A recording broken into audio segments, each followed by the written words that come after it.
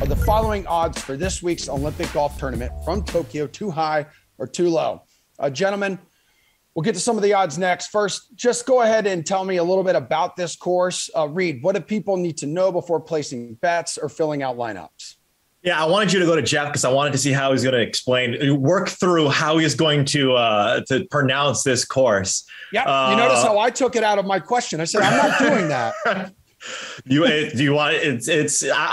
to wait until Ulrich gets to explain it, to talk about it. But look, this course, it can be lengthened, or it was lengthened up to around 7,500 yards. Tom Fazio and son Logan Fazio were in charge of the redesign to lengthen the course for the Olympics, right? So it's a long course, par 71. It's probably going to play around between 7,400 to 7,500 yards. A lot of deep bunkering. It's tree-lined fairways. Some of these greens were separated into two greens, and they had to combine it into one, right? So they're huge or massive greens. I think they're bent grass. We haven't seen anything yet, any official word. But right, top 60 now, we're going to get into a couple of guys that aren't going to be here. So I believe it's 59, Geoff, golfers in the field. No cut event stroke play over 4 days. So similar to a WGC, where you have essentially no team element, which is kind of a knock on the format right now. And it's all just stroke play. So those are some of the things that you can look at for this course and coming up on Thursday to Sunday this week. All right, Geoff, how do you pronounce this course, this club, which I believe is a century old? It's been around quite some time. And then tell me more about it. You mean Kasumigaseki Country Club? I like it. See, you have to go fast when you don't know how to pronounce a word, like Emerson can't pronounce umbrella. I think I nailed it. I'm pretty sure I just nailed it. For Geoff, that's 10 out of 10. For Geoff, that's 10 out of 10. I mean, I apologize to the nation of Japan if I brutalize them. Anyways. The course is, I don't even know what we're talking about. The course is a Tom Fazio design. It's going to be big. It's wide open. I think the Palmetto Championships, Congaree Golf Course or Country Club or whatever it was called there, I think that's going to be a good, comparable. It was also wide open. It was also Fazio design. It was also longer, but it didn't play that long for the PGA Tour hitters because the fairways were so wide. You could just sky it out there. Even the shorter hitters could hit the fairways easily. So I think it's going to be more of an approach fest, especially with the humidity there and the wet rain, the rain that is going to make the course wet this week. I think it's really going to play into the hands of the really solid iron players. I think you're going to see low scores, lots of darts thrown this week. Well, this just in, water is wet. Yes. All right, the golf world was reeling this weekend, guys. John Rahm, Bryson DeChambeau, they were forced to withdraw due to positive COVID results. Collin Morikawa, now the favorite to win, plus 650 here. We know Morikawa has been great as of late, but are these odds, you think maybe just a bit too low, a little too short here, Geoff? You're nodding your head yes. I mean, plus 650 for basically anyone in any golf tournament these days, just with the amount of competition we have, it's just too short. Now, I mean, does Collin Morikawa deserve to be the favorite? Yeah, absolutely he does. This guy leads on top of just being the highest ranked golfer in the world, having won 2 majors in the past year. He's just leads the field in every single ball striking category at this point. I just mentioned iron play is going to be important. Well, he's first in strokes gain approach play. He could easily come here and light it up. At the same time, plus 650 on a venue we've never seen. It's going to be a little bit rainy. Does the weather come into play? You've got, a bunch of different narratives here with guys like Hideki Matsuyama. You've got 4 Americans that are just going to be raring to go after, only getting a bronze in 2016. No, I don't want plus 650 on Collin Morikawa. I would much rather go a little bit deeper, into the plus 1,200 range. Probably I'm going to start a betting card this week. Yeah. Reid, what do you think? Yeah. Kasumigaseki. Geoff, so very good on the pronunciation. You should not apologize to the nation of Japan. That was very well done. I agree. Collin Morikawa, while well-deserved, while number one in approach in 9,000 rounds, he doesn't you just never want to, especially here, right? This is a second time, his first appearance in the Olympics, the second time, like you mentioned, Emerson, that we're seeing the Olympics over the last 100 years. And, there's a lot of talented players coming in. Talking about betting in general, I'm going back to Geoff's guy that he liked for the Open Championship in Justin Thomas. I mean, this guy has a win rate of close to 9 every 9 events. His last 3 wins, if you take the average of the time in between those wins, is 9 tournaments. and he's right around, it kind of just feels like a guy like JT is going to come in here. Like Geoff mentioned, you need the approach shot. You can drive it well. Like, he needs to putt better on bank grass, but he just seems like a guy right now. I believe he's at plus 1,100 on the DK Sportsbook. He's someone that I'd rather attack at double the odds of Morikawa because, look, JT is still, the 4th ranked golfer in the world? Yeah. Yes. Yeah. And back to Morikawa real quick. A lot of people believe like he wins that gold medal, Reid. Like, he essentially locks up PGA Tour Player of the Year, Yeah. I mean, as young as he is and what he's doing so far, it's amazing to watch. Fowler, Patrick Reid, he's going to represent the U.S. in place of DeChambeau. So his odds sit at plus 1,600. Too high or too low? Oh, man, I really want to back this. I really do. But look at what he's done. Look at his travel schedule for like the last 3 weeks.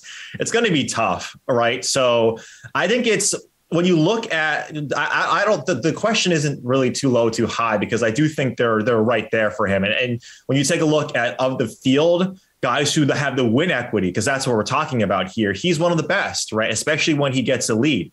But I do think this is going to be a birdie fest. I'd rather attack those guys. Paul Casey comes to mind right at that range. He's a little bit less at plus 1,200. He's right around that JT range.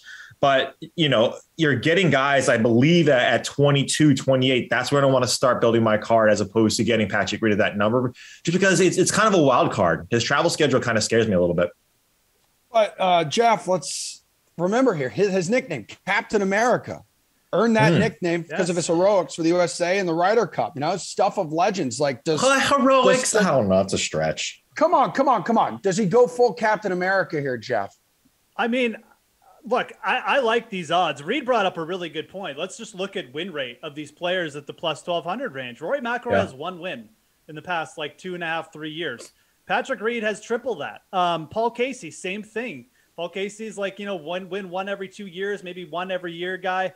Patrick Reid matches or is better than him. Hideki Matsuyama, plus 1,200. He has 1 win in the last 4 years. Again, now we're getting Patrick Reid at better odds than all these guys. I think just from that perspective alone, and just what we know with Patrick Reid, that probably feels disrespected in some way, even though it's really it's not like people were choosing the team and they're like, oh, we're not going to choose Patrick Reid. He probably still felt disrespected, the fact that Bryson was there in front of him. Yeah, I actually really like these odds on Patrick Reid. Again, I don't mind taking a shot with some of these other guys at the plus 1,200, but I think you need to include Reid in that group, and that would be my first choice just from an odds perspective. Plus 1,600 versus plus 1,200 for a guy who has won in all different sorts, all around the world. And the travel schedule is a little worrisome, but this guy travels all the time, so I'm not worried about it. I think these are great odds for Reid. Yeah, we know he's not traveling to see his family anytime soon, so head on over to the Olympics. All eyes, oh my God, all eyes will be on countryman Hideki Matsuyama, who Geoff has mentioned already 20 times in this segment. He does have a bit of a history here and is one of the only golfers who has actually played this course at plus 1,200. I think his odds are too high or too low given his familiarity here, Geoff. Yeah, I mean, I think I mentioned him once. But yeah, Hideki won a couple junior golf tournaments at this venue.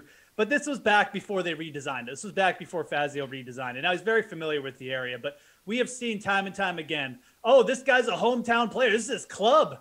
And then they shoot 73 the opening day. I'm just not in it. I think there's just too much pressure here for Hideki, quite frankly.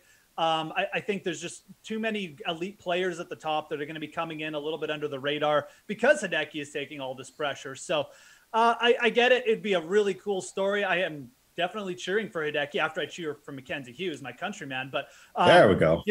Hideki plus 1,200. No, I just mentioned that Reid I think is a better bet, and I'm going to stick with that. I'd rather bet Patrick Reid or even Paul Casey, quite frankly, than Hideki at this number. Would you bet Hideki at this number, Reid? No. I mean, you think about the press coverage that he has here from the Japanese contingency that, it's just massive that they follow this guy around. He's clearly the best player to come out of Japan, in the country's history in the sport. You can argue that some of the amateurs when it was, at this course, especially for the Canada Cup, Geoff, where they played here, like at the World Cup and Canada had, there's a good contingent of Canadians playing well here. I just don't see it. Like the pressure that this guy is going to have on his shoulders. Now there's going to be no fans there.